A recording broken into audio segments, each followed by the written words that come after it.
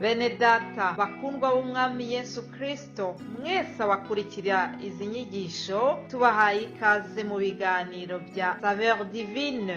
Ibi biganiro mu bitegurirwa n'abavugabutumwa bwiza batandukanye, akaba ari umuhamagaro ugendera ku ijambo ry'Imana byanditse mu gitabo cy'ubutumwa bwiza uko bwanditswe na Matayo ibice 24 umurongo wa 14. Kandi ubutumwa bwiza bw'ubwami buzigishwa mu isi yose ngo bube ubuhamya bwo guhamiriza amahanga yose, nibwo imperuka izahera ko ize. Ibi biganiro mubikurikira ku channel ya YouTube yitwa Saveur Divine. Tubifurije kugubwa neza. Imana Data ari nayo so ibaha umugisha.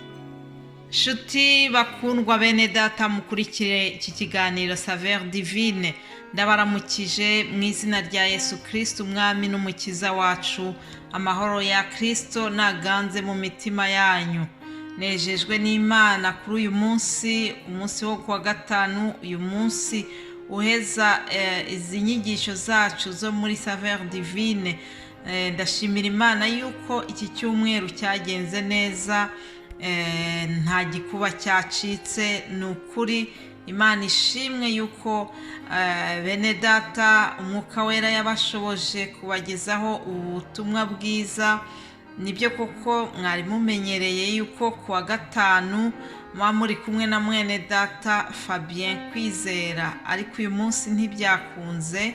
Ubwo rero ni njyewe tugiye gusangira iri jambo ry'uno munsi, mukaba muri kumwe na Immaculée Nyiraneza. Mumenyereye kunyumva ku munsi wo kuwa mbere ndetse no mu rurimi rw'igifaransa, ariko uyu munsi tugiye gusangira aya magambo arangiza iyi teme twari dufite kino cyumweru ivuga ngo ibyanditswe byera. Yesu rero nabaha umugisha.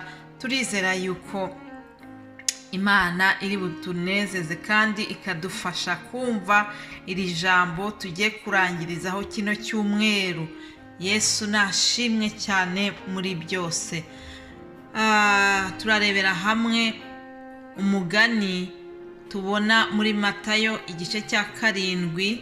Ni umugani Yesu yaciye avuga ku nzu zibiri, inzu ebyiri, imwe ngo yubatse ku rutare n'iyindi yubatswe ku musenyi. Reka rero dusome ayo magambo yo muri Matayo 7 duhereye ku murongo wa 24. Haranditswe ngo nuko umuntu wese wumva ayo magambo yanjye akayakomeza azaba nk'umunyabwenge wubatse inzu ye ku rutare. Imvura iragwa, imivu iratemba, umuyaga urahuha, byose byikubita kuri iyo nzu ntiyagwa, kuko yari ishinzwe ku rutare. Kandi umuntu wese wumva ayo magambo yanjye ntayakomeze azaba ari nk'umupfapfa wubatse inzu ye ku musenyi. Imvura iragwa, imivu iratemba, umuyaga urahuha, byose byikubita kuri iyo nzu iragwa, kandi kugwa kwayo kwabaye kunini. Yesu amaze kuvuga ayo magambo yose, ba bantu batangazwa no kwigisha kwe, kuko yabigishaga nk'ufite ubutware, ntase n'abanditsi babo. Haleluya! Ngo Yesu yigishaga nk'ufite ubutware, ntase n'abanditsi babo. Imana ishimwe cyane. Twumvise rero uyu mugani ukaba uvuga ku nzu z'amoko abiri. Iyi nzu igereranywa n'ubuzima bwacu, ubuzima tubayemo, ubuzima bwa gikristo tubayemo. Muri ubu buzima turimo tujya duhura n'imvura z'amoko yose, sibyo bene data? Ntabwo biri kure yacu, turacyana birimo. Murabizi yuko kuva mu mwaka wa 2020 twahuye n'imvura ikomeye, imvura ya COVID. Iyi mvura yahitanye abantu benshi. Imvura yaraguye ituzanira guma mu rugo, turafungiranwa. Imivu ya covid yaratembye cyane, imivu iratemba, abantu baba muri chômage, imirimo irahagarara, insengero zirafungwa. Nukuri habaye imivu ikomeye. Iyo mivu yahitanye bamwe muri twebwe, iyo mivu yatumye bamwe bava mu byo kwizerwa. Bene data, mbese waruzi yuko hari abantu imivu ya covid yatwaye ndetse igatuma na bamwe biyahura? Numvise abantu benshi bari baratangije imishinga ikomeye, maze covid itangiye byose birahagarara. Bari bagize ibishoro, bari bafashe amakredi muri banke, aterwa n'ubwihebe bwinshi cyane. Bamwe bariyahura. Ibintu byababaje cyane. Imana idufashe. Habaye ibintu bikomeye, habaye umuyaga ukomeye. Hari imiyaga yakwituyeho, birashoboka yuko nawe hari imiyaga wahuye nayo. Hari imvura yakunyagiye muri iyi myaka yashize. Utaranyagiwe na covid, yanyagiwe na kanseri, utaranyagiwe na kanseri, yanyagiwe wenda n'iyindi ndwara cyangwa se n'ikindi gikomere waba warahuye nacyo. Ariko abubatse ku rutare rukomeye ari rwo Yesu, iyi mivu, iyi miyaga yose igiza ikabahuha, ariko bakaguma bahagaze. Haleluya! Abo ngabo rero uyu mugani watubwiye ngo ni abanyabwenge, ni abantu bubatse inzu yabo ku rutare, ni abantu bizere ijambo ry'Imana, n'abantu bumva ijambo ry'Imana bakarishyira mu bikorwa, bakarigumana mu mutima wabo. Iri jambo rikababera ubuzima, iri jambo rikababera itabaza ribamurikira buri munsi. Haleluya! Twabonye muri Zaburi 19 yuko ngo iri jambo ry'Imana ari itabaza rimurikira ibirenge byacu. Imana ishimwe. Inshuti z'umusaraba, mwese abajya bakurikira izi nyigisho, aya magambo tubwirwa buri munsi, nukuri ndabifuriza kugira ngo aya magambo tuyakomeze mu mutima wacu.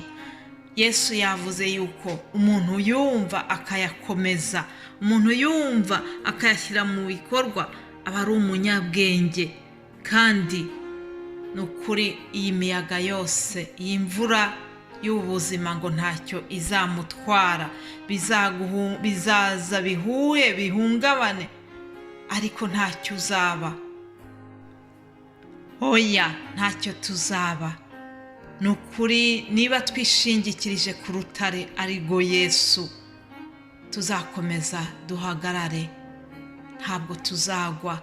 Irindi jambo ryo muri Yesaya rikaduha isezerano ryiza rivuga ngo nuca mu muriro ntabwo uzashya, ngo ndetse nuca no mu nzuzi amazi ntabwo azakurengera. Nguko uko umuntu ushingiye kuri Yesu, umuntu ushinze imizi muri Yesu, nuko nguko amera. Haleluya!